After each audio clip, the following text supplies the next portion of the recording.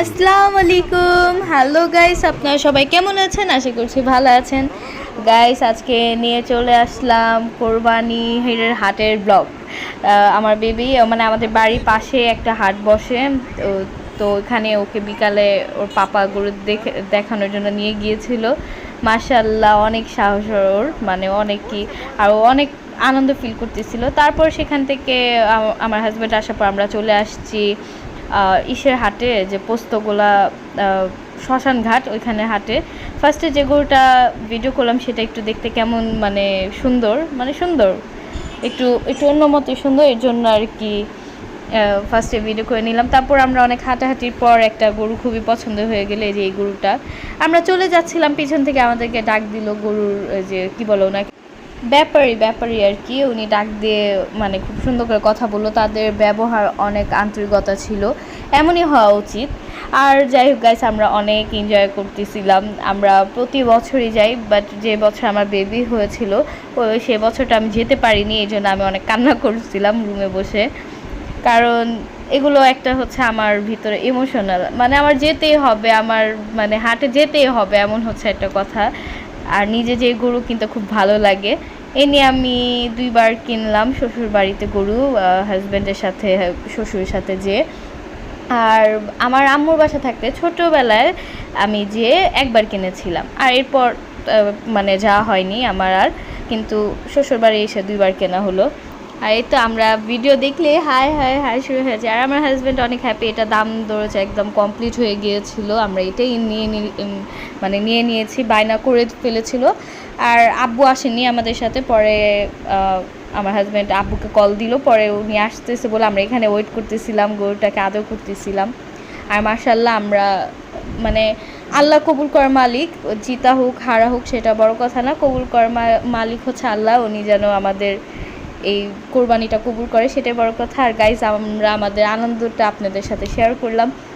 আর এখন এই যে গরুকে মালা পরাচ্ছে। আর আরেকটা কথা, এটা হচ্ছে একটা তথ্য, হয়তো বা সব কেউ জানে না, এই যে গরুর গলায় যে মালাটা দেওয়া হয়েছে সেটা কিন্তু পরাতে না বলে, এটা পরলে নাকি একটা গিজ গিজ শব্দ আসে, যে শব্দতে গরুর অনেক প্রবলেম হয়।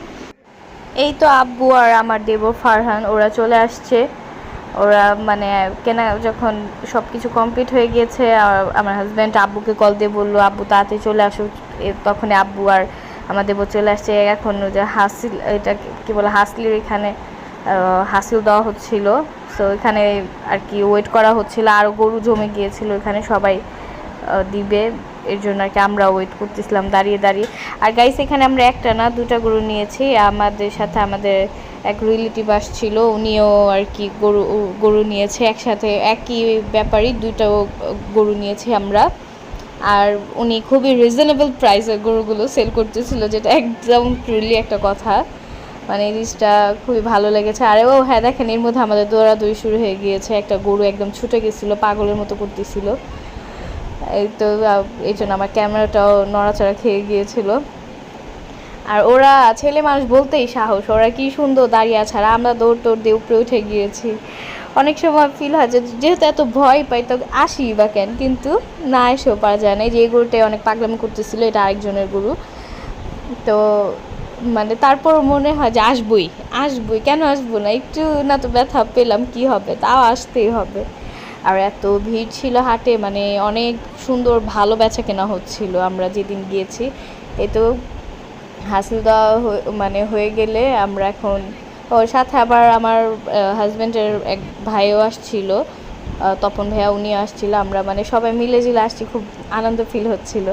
আর গরু একটু পরপর ছোটাছুটি করতেছিল, এই জন্য আমরা ভয় পেয়ে আমাদের ক্যামেরাটা নড়াচড়া খাচ্ছিল। পরে আমরা একটু উঁচাতে দাঁড়িয়ে আমরা আমাদের নিজের ভিডিও করে নিলাম। আর এটা হচ্ছে যে কি বলে, শ্মশান ঘাটের একটা ঘাট, এখানে ভিউটা অনেক সুন্দর লাগতেছিল, তাই আর কি একটু নিলাম।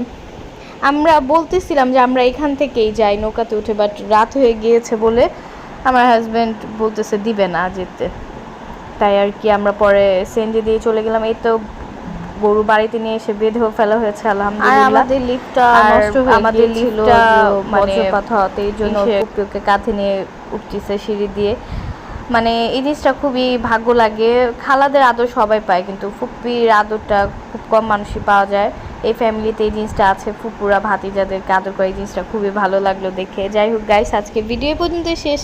Like, comment, share and subscribe করবেন না। বাই, টাটা, আল্লাহ হাফেজ।